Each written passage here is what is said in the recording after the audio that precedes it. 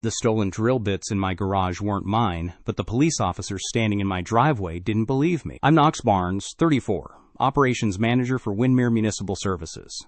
I've lived in River Bluff neighborhood for 3 years. Never had trouble with law enforcement. Never had stolen property in my possession. Until Tuesday morning at 6:47 a.m., when Officer Martinez knocked on my door with a search warrant. Anonymous tip came in yesterday evening, Martinez explained, pulling latex gloves from his belt. Caller reported seeing you remove construction equipment from the Hadley Moore work site on Birch Lane. I knew Hadley Moore. She lived 2 houses down.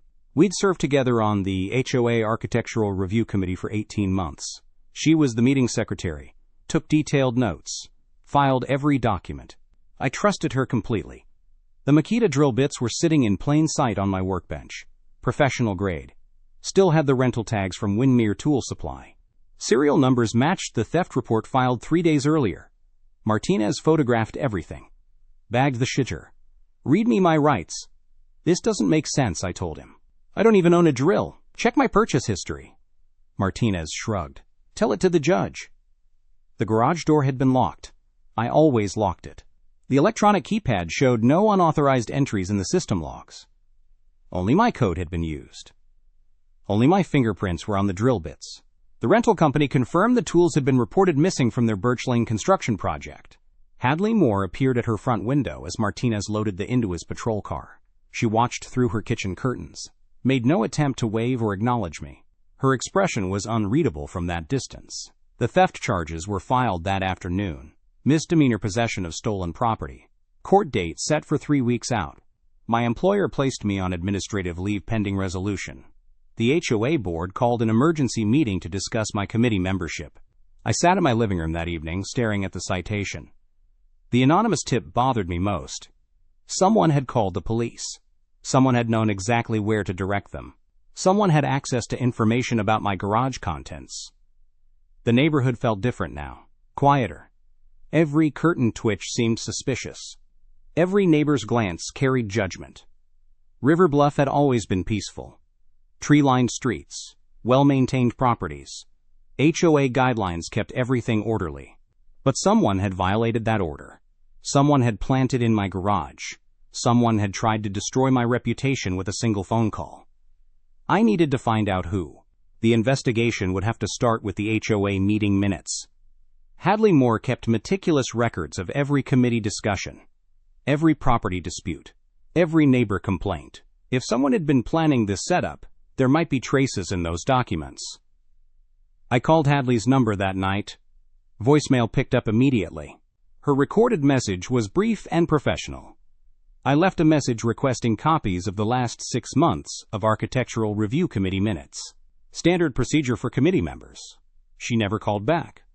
The next morning brought clarity I hadn't expected. Hadley Moore's refusal to return my call violated HOA bylaws, section 4.2.3. Committee members had guaranteed access to meeting records within 48 hours of request. Her silence was the first crack in what I would discover was a carefully constructed facade. I drove to City Hall on Glacier Avenue. The records department occupied the basement level. Fluorescent lights hummed overhead. Filing cabinets lined every wall. The clerk, a woman in her 50s with reading glasses on a chain, looked up from her computer terminal.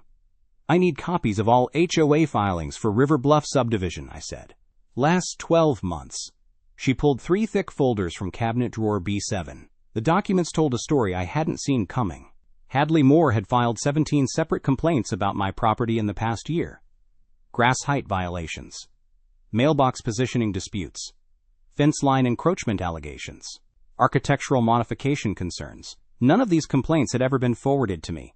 HOA bylaws required written notification within 10 business days of any violation report. I had received exactly 0 notices. The pattern was methodical.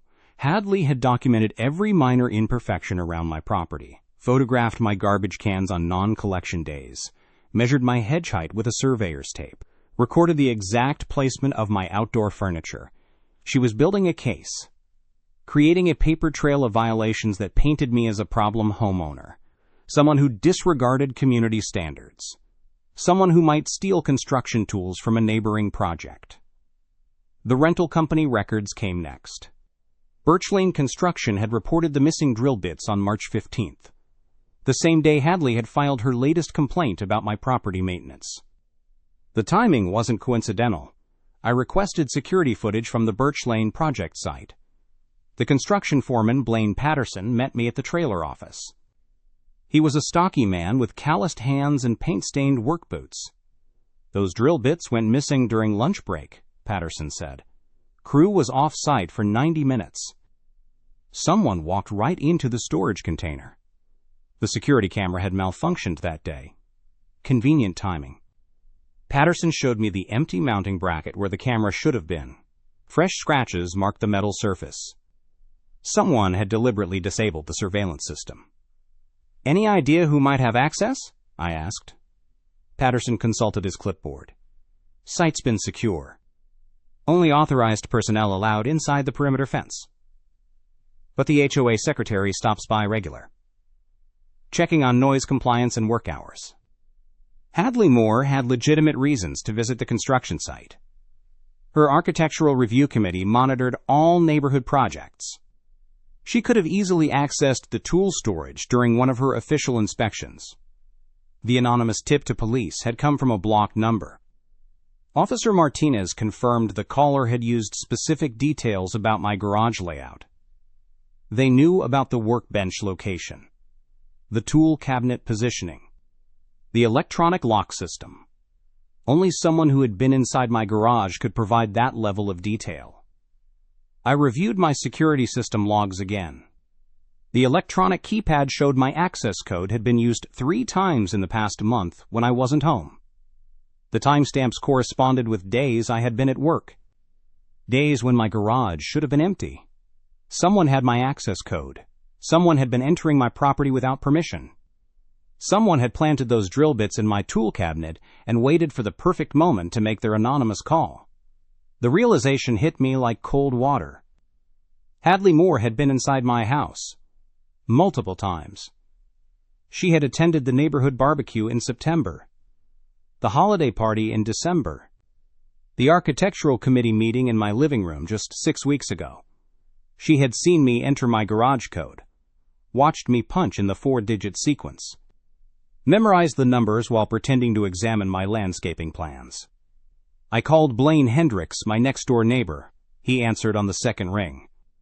"Knox, heard about the police visit yesterday. Rough situation." "Blaine, I need to ask you something. Have you seen anyone around my garage recently, when I'm not home?" Silence stretched across the connection. Then, a deep breath. "Actually, yes. Hadley Moore was there last Tuesday morning. Said she was checking fence line measurements for the architectural committee. Had a clipboard and measuring tape." "What time was this?" "Around 10:30. "You would have been at work." "She was there maybe 20 minutes. Seemed official enough." "Tuesday morning. 3 days before the police search. Hadley had used my access code to enter the garage. Planted the stolen drill bits in my tool cabinet. Created the perfect setup for her anonymous tip. The betrayal was complete. Systematic. Calculated. Hadley Moore, the woman I had trusted with neighborhood leadership, had spent months documenting false violations against my property. She had stolen construction tools from the Birch Lane project, disabled security cameras to cover her tracks, used my own access code to plant in my garage. Then she had called police with an anonymous tip, providing specific details that only someone who had been inside my property could know. The question wasn't who had betrayed me anymore. The question was why. I needed proof before making accusations. Hadley Moore had covered her tracks carefully.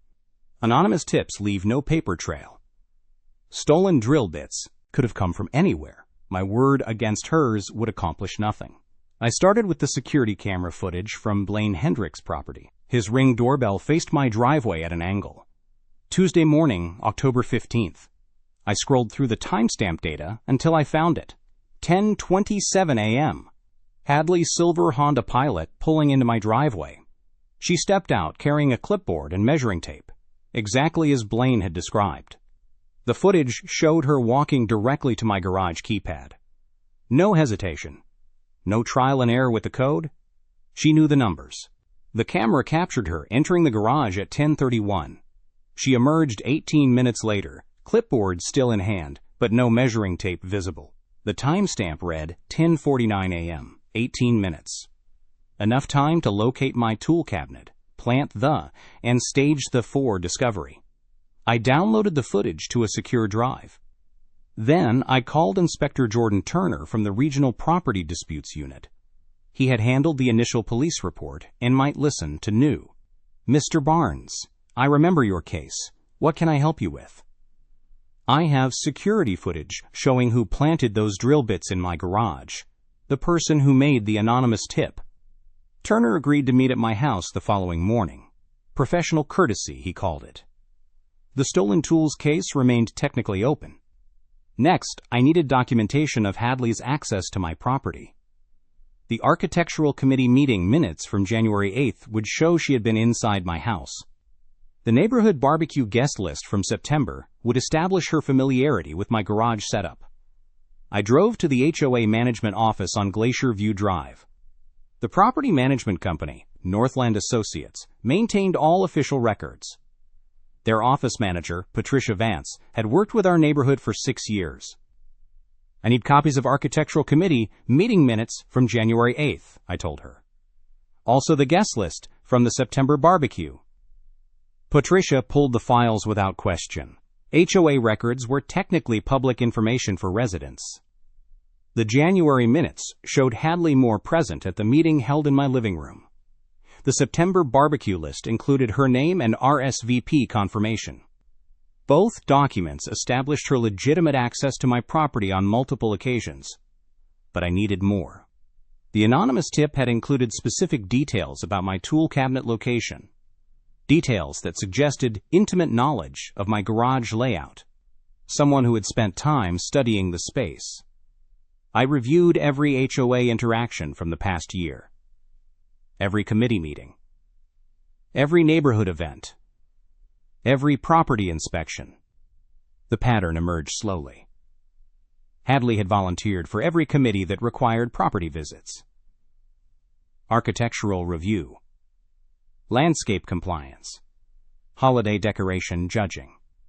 She had systematically gained access to homes throughout River Bluff, including mine. Inspector Turner arrived at 8 a.m. sharp.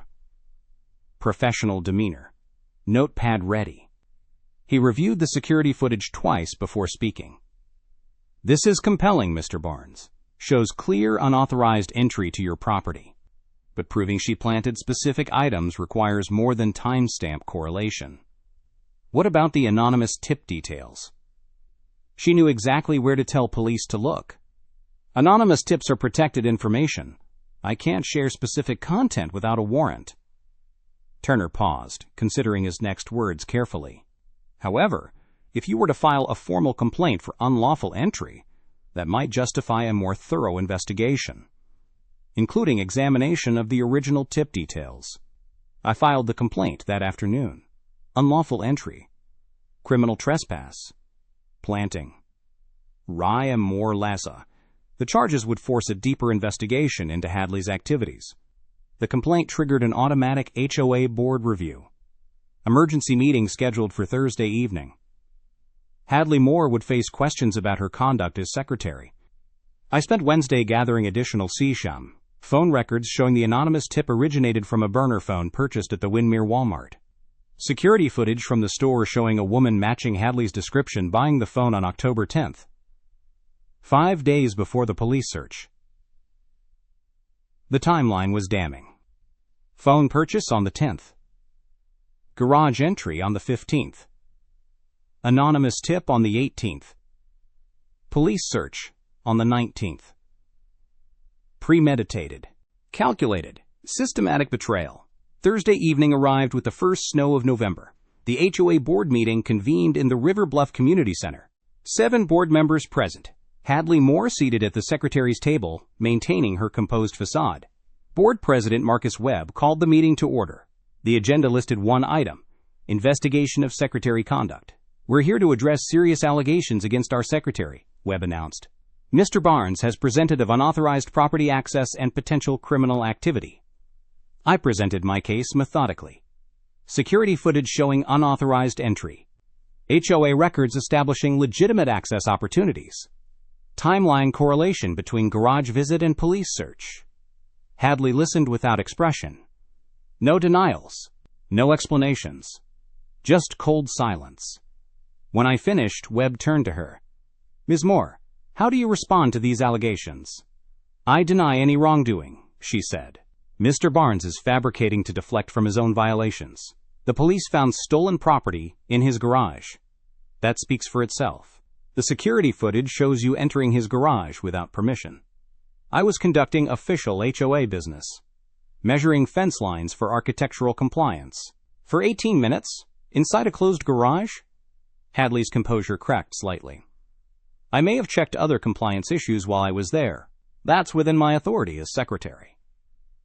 The board members exchanged glances. Her explanation sounded rehearsed.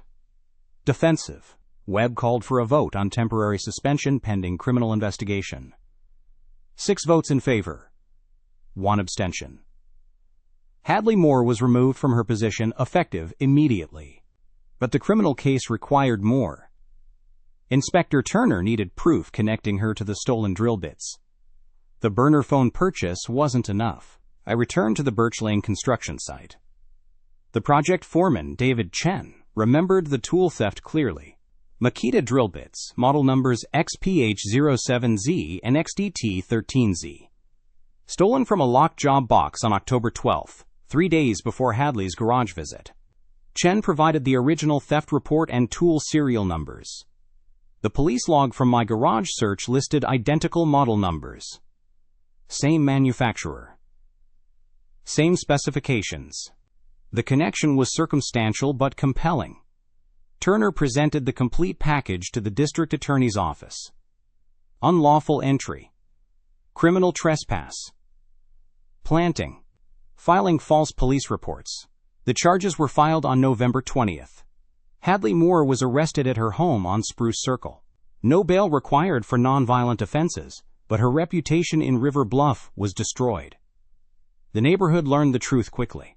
Hadley had systematically targeted multiple residents with false violations, created harassment campaigns against anyone who questioned her authority, used her secretary position to access private property and plant. I wasn't her only victim, just the most recent.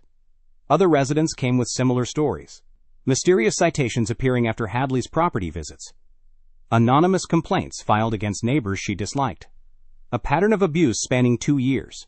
The HOA board launched a comprehensive audit of her activities. They found dozens of fabricated violations, falsified meeting minutes, misappropriated funds from the community improvement budget. Hadley Moore had turned neighborhood leadership into a personal vendetta operation. The criminal trial concluded in February. Guilty on all charges. 18 months probation. Restitution for damages. Permanent ban from HOA activities in Windermere. Justice served, but the damage lingered. Trust in neighborhood leadership was shattered. Residents questioned every citation, every meeting, every decision. I helped organize a complete HOA restructuring. New bylaws requiring transparency. Multiple signatures for property access. Independent oversight of secretary activities. The betrayal had exposed systemic weaknesses in our community governance. Hadley Moore had exploited every loophole, manipulated every process, corrupted every safeguard. But her downfall created opportunity for genuine reform. River Bluff would be stronger because of what she had tried to destroy. 6 months later, River Bluff had found its rhythm again. The new HOA board operated with transparency I never thought possible in suburban governance. Every decision required documented justification. Property inspections needed written requests with 48-hour notice. Secretary activities were limited to administrative tasks only. No more surprise visits. No more mysterious violations. No more planted campaigns. I developed a peer support network for homeowners in HOA disputes, which made the betrayal even worse. Knowing how Hadley Moore had manipulated that trust, used my advocacy work to identify targets, turned my community service into reconnaissance for her harassment campaigns. The support network grew beyond River Bluff. Homeowners from Birch Valley, Pine Ridge, and Cedar Heights joined our monthly meetings. We shared resources, legal contacts, documentation strategies. Created a database of legitimate HOA practices versus abuse patterns. Inspector Turner became our unofficial advisor. He attended quarterly meetings, explained property law updates, helped residents understand their rights. The Regional Surveying Commission developed new protocols based on our case recommendations. My garage had been converted into a proper workshop. The stolen tools were returned after the trial, but I bought new equipment anyway. Craftsman table saw, DeWalt drill set, Ryobi sanders. The space felt clean again, purposeful. The security cameras remained active, not from paranoia, but from practical caution. Other neighborhoods requested our surveillance recommendations after hearing about the collection process. Blaine Moore, no relation to Hadley despite the surname, moved into her former house on Spruce Circle. He worked as a civil engineer, understood property boundaries, respected community guidelines. The contrast was remarkable. Property values in River Bluff had actually increased. Prospective buyers appreciated the reformed HOA structure, the transparency requirements, the accountability measures. What Hadley Moore intended to control through fear had become a selling point through reform. The stolen items she planted were donated to the community tool library we established in the neighborhood center. Ironic justice, turning her weapons of harassment into resources for legitimate home improvement projects. Spring brought new residents, fresh energy, cautious optimism. The betrayal had scarred our community, but the healing process revealed unexpected strength. Neighbors who barely spoke before now collaborated on improvement projects. I still walked the property lines each morning, checking fence posts, measuring setbacks, documenting conditions. But the vigilance felt different now. Protective rather than defensive. Proactive rather than reactive. The silence in my garage was no longer heavy with suspicion. Tools hung in organized rows, project materials stacked neatly. Workspace cleared for actual construction. The space served its intended purpose again. River Bluff had survived its betrayal, learned from the experience, built stronger foundations for community trust. Hadley Moore's legacy was reform, not the control she had desperately sought. It was finally over, and the silence felt earned.